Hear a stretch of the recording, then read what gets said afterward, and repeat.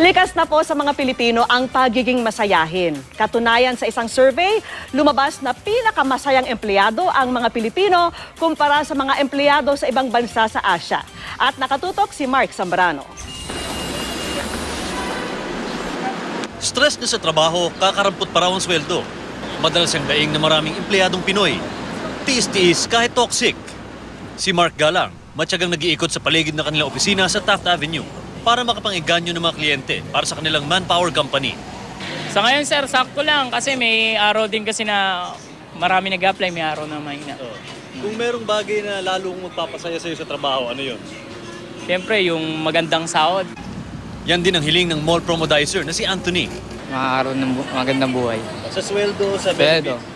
Ayon sa 2016 Happiness Index report ng Jobstreet.com, ang empleyadong Pilipino ang pinakamasaya kumpara sa mga empleyado sa 7 bansa sa Asia na kasama sa survey.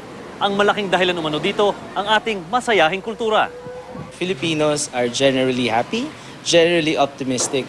But I think what is more important is that culture translates to work.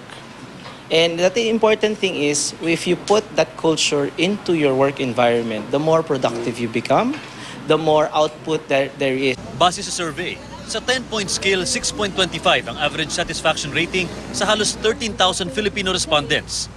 6.16 sa Indonesia, 5.74 sa Thailand. Ang Singapore na mayamang bansa, pinakamababa ang average satisfaction rate ng mga empleyado, nasa 5.09. Nanguna din ang Pilipinas sa Job Happiness Index. 73 sa 100 na empleyado ang nagsabing masaya sila sa kanilang trabaho. Pinakamasaya mga nagtatrabaho sa larangan ng education, gas and oil, gobyerno at hospitality. Mark Zambrano, nakatutok, 24 oras.